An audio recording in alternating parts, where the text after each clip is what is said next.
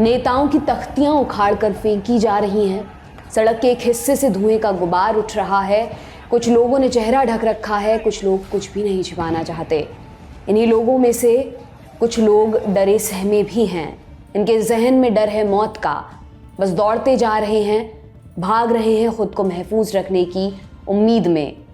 शहरों के विकास क्रम की हिस्सेदार ये सड़कें आज तबाह हैं। वो तमाम गाड़ियां जो जरिया होती हैं कहीं पहुंचने का, उन्हें एक एक कर आग के हवाले किया जा रहा है। मोटरसाइकिलों को फूंका गया है। इस काले धुएं के साथ बांग्लादेश घुट रहा है। चुनाव से ठीक पहले राहत इंदौरी का वो शेर उठ खड़ा हुआ। सरहदों पर बहुत तनाव है क्या, पता करो चुनाव है क्या।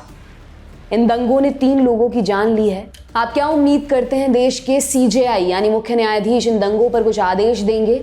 इन तमाम आदेशों से पहले ये तो जान लीजिए कि खुद वो सुरक्षित नहीं है। चीफ जस्टिस ओबैदुल हसन के घर हमला हुआ है, फिर आम लोग कितने सुरक्षित हैं? आंखें बंद कर अंदाजा लगाइए। इन शुरुआती तस्वीरों के साथ अब आपको आगे की पूरी कहानी बताते हैं। आग की लपटों से घिरी हुई बस से एक ड्राइवर और कंडक्टर की मौत हुई है। Bangladeshi media the daily star लिखता है यह पिछले 45 महीनों का सबसे बड़ा प्रदर्शन था। दरअसल शनिवार 28 अक्टूबर के दिन बांग्लादेश की पूर्व प्रधानमंत्री खालिदा जिया की नेतृत्व वाली बांग्लादेश नेशनलिस्ट पार्टी यानी कि BNP ने एक रैली निकाली। BNP के प्रवक्ता ज़हीरुद्दीन स्वप्न के मुताबिक इस रैली में लगभग 20 लाख लोगों ने हिस्सा लिया। रैली का मकसद था सत्ताधारी अवामी लीग के प्रधानमंत्री शेख हसीना के इस्तीफे की मांग। जनवरी में होने वाले चुनाव केयरटेकर सरकार के नेतृत्व में निष्पक्षता से हों। लोकल मीडिया रिपोर्ट्स के मुताबिक जब रैली ढाका के ककरैल क्षेत्र से गुजर रही थी तभी BNP के कार्यकर्ताओं ने अवामी लीग के लोगों को ले जा रही 2 पिकअप वैन्स को रोक लिया। पिकअप वैन्स में तोड़फोड़ की, जिसके बाद पुलिस ने एक BNP वर्कर को गिरफ्तार किया। धीरे धीरे रैली वाली जगह पर BNP के और कार्यकर्ता भी पहुंच गए। अब पुलिस के साथ हिंसक झड़प शुरू हो गई। सरकार विरोधी नारे लगने लगे। मोटरसाइकिलों को आग के हवाले कर दिया गया। बिल्डिंग के शीशों पर पत्थर बरसाए गए। पुलिस ने आंसू गैस के गोले, रबर शॉटगन और भारी जनबल के साथ इस प्रदर्शन पर काबू पा लिया। पुलिस की इस कार्रवाई के खिलाफ अगले दिन फिर BNP ने शांति मार्च निकाला। पुलिस के मुताबिक BNP के कार्यकर्ता की प्रदर्शन के दौरान मौत हो गई। पुलिस का कहना है उसकी मौत उस वक्त हुई जब वो एक बस को आग के हवाले करने के बाद भागने की कोशिश कर रहा था।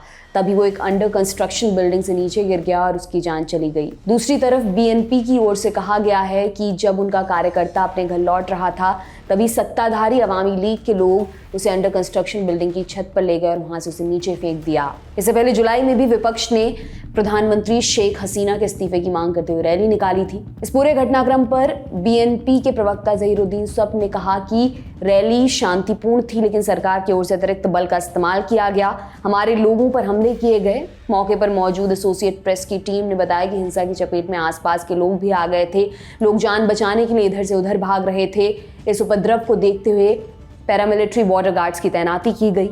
उधर प्रधानमंत्री शेख हसीना ने खालिदा जिया की पार्टी पर आरोप लगाते हुए कहा कि वो सरकार के विकासकारी एजेंडा को रोकना चाहते हैं। वो हमारी सरकार के खिलाफ आंदोलन करने की धमकियां देते हैं मगर अब ऐसी कोई भी धमकी काम नहीं करेगी। शेख हसीना चट्टोग्राम जिले के अनवारा में रैली को संबोधित कर रही थी। आपको बता दें कि बांग्लादेश में आगामी जनवरी में चुनाव होने वाले हैं। एसोसिएट प्रेस को दिए गए अपने हालिया इंटरव्यू में BNP के जनरल सेक्रेटरी फखरुल इस्लाम आलमगीर ने कहा कि हमें सरकार पर भरोसा नहीं है। इलेक्शन से पहले सरकार को बर्खास्त कर देना चाहिए वरना सरकार इलेक्शन में धांधली करेगी। इन बयानों के बाद आलमगीर को गिरफ्तार कर लिया गया। BNP और शेख हसीना के बीच तकरार नई नहीं है। तकरीबन 3 दशकों से ये तनातनी चली आ रही है। 2 बार खालिदा जिया प्रधानमंत्री रही तो वहीं शेख हसीना 2019 में चौथी बार प्रधानमंत्री बनी थी। 5वीं बार शेख हसीना प्रधानमंत्री पद के लिए दावेदारी कर रही हैं। इस मामले में जो भी अपडेट होंगे दी लल्लन टॉप आप तक जरूर पहुंचाएगा। ये जानकारी आपके लिए जुटाई है हमारे साथी रजत पांडे ने। मेरा नाम दिव्यांशी सुमराव है। आप देखते रहिए दी लल्लन टॉप। बहुत बहुत शुक्रिया।